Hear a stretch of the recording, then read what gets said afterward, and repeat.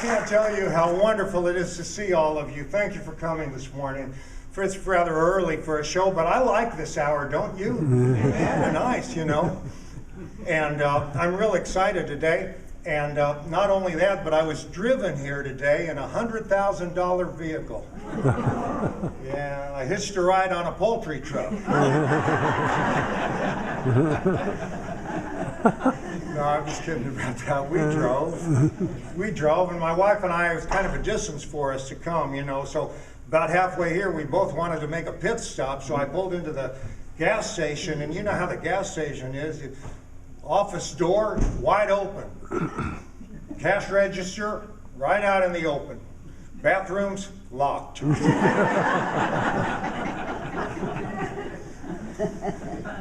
couple of months ago, we were in California.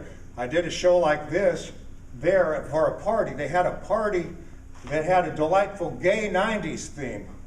Everybody was either gay or in their 90s.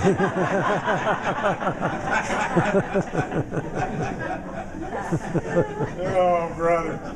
Well, I'm going to play ragtime for you. First, we'll do the ragtime. We'll get to the boogie woogie a little bit later, but I want to talk about ragtime a little bit because when we hear the word ragtime, some of us have a different idea of what it is, and some of those two tunes that I just played for you could be construed as ragtime. They could be called ragtime when they have some riffs in there like that's kind of ragtime is what we think. But when ragtime first started out, it wasn't like that. Around the turn of the century, when Scott Joplin was writing, you know, he's the one that wrote this one.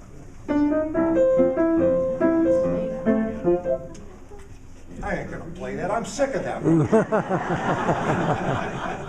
So don't get your hopes up. We've all heard that a million times. But Scott Joplin is credited with being the composer who basically put ragtime out there. And he wrote 42 rags.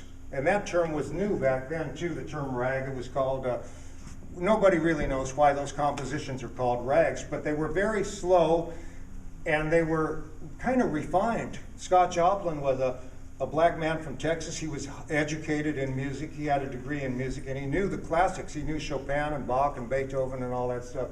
So I'm going to play you a composition by Scott Joplin.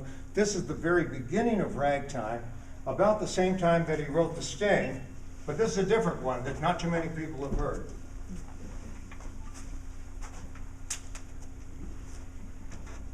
This is early ragtime.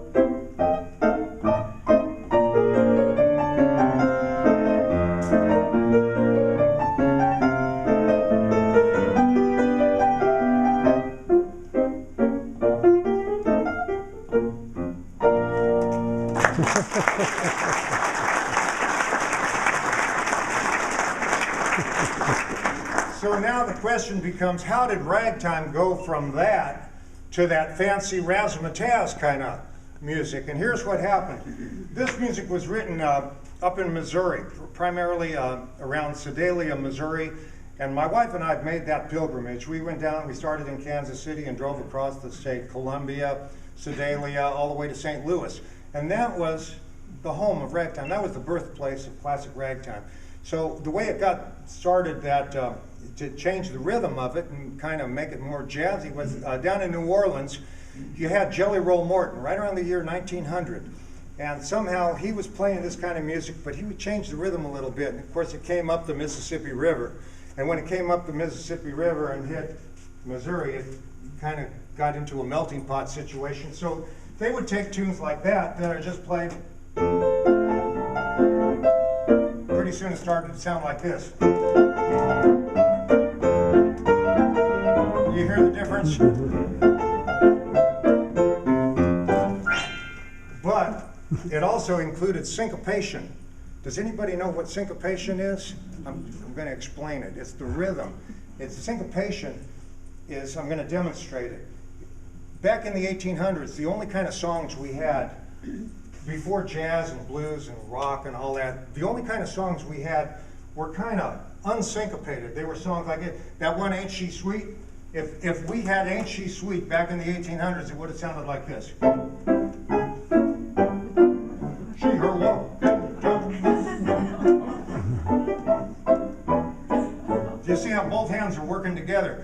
Now when the hands start to go like that, that's what was happening in New Orleans. Hear the difference?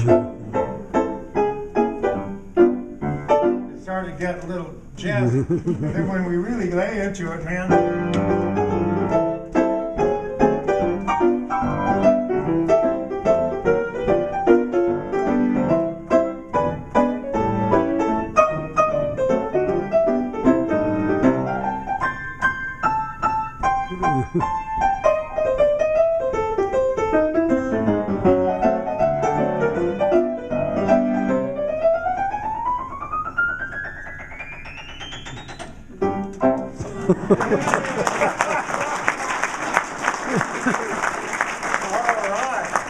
Thank you.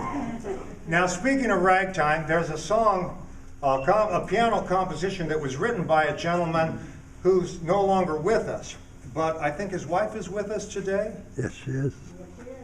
Okay, his name was Mitch Wolonsky. And where's Mrs. Wolonsky?